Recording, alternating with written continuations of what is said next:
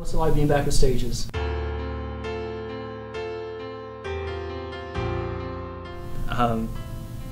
It's great. It's been a dream since I was started playing bass when I was 15, and it's always been my dream to be successful in music.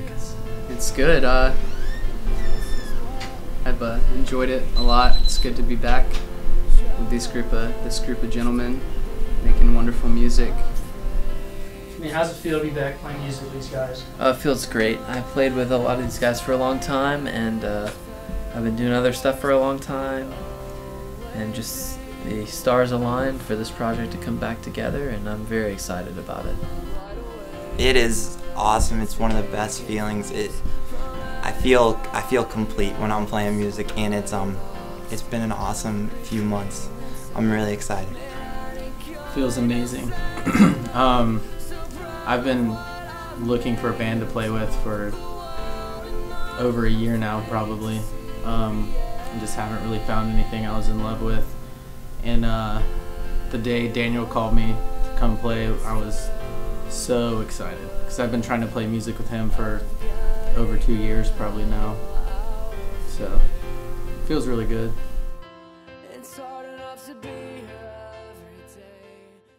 Being back with Stages has already been a journey. It's been really good and relieving. We all had this stuff to kind of draw on, like personal experiences, and it's just we have a lot of good inspiration for songs. And I mean, our friendship stems back a long way, so just being around everyone now just has been such an awesome experience because I've been out of the scene for a while and been doing other stuff, and it's just been so much fun. Just even the personalities and the hanging out. I mean, the music's amazing and I love doing it, and it's such a fun process, but just the added bonus of your best friends being with you and getting to make music with them is amazing.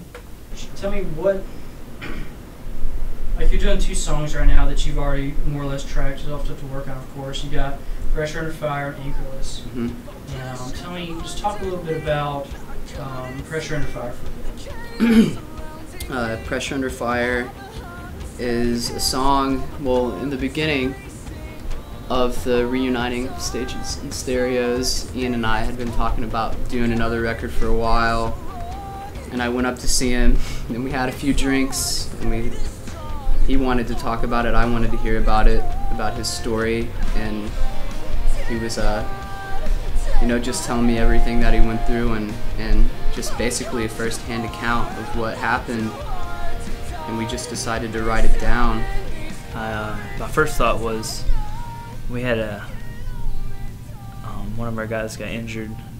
I think it was right around 3 weeks before me in the same village, and the village was notorious for the IEDs.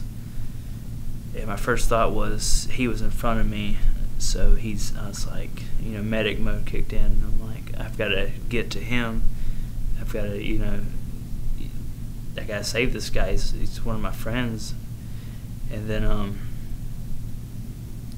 thought processes start kicking in, and I was like, I'm on the ground. Why am I laying down?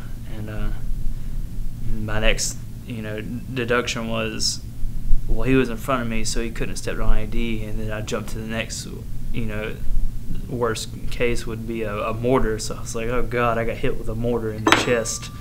I'm blown in half. I'm gonna die. And I screamed twice.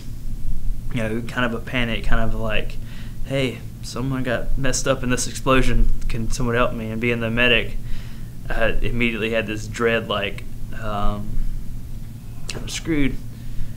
They got to me, and I was, so conscious. I was rocked pretty hard. I couldn't sit up, and the explosion blew dirt under my eyelids, so I couldn't see anything. And I'm trying to tell them what to do. As they were working on me, they got to a point where they pretty much done all they could without further medical education. And I started, I lost so much blood, I was starting to black out. And I've always had this thing where And one of my biggest fears is letting people down, and as vain as that sounds, that was like, I didn't want to let my family down. I didn't want to die in war. I mean, it can be viewed as a noble thing, but I just didn't.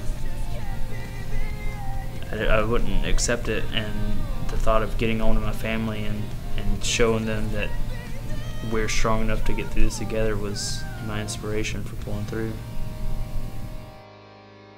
I want them to know his story.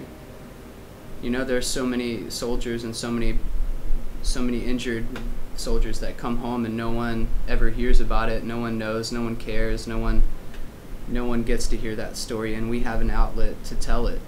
I think I want that our listeners to know about it, you know? I want it to move them the same way it moved me.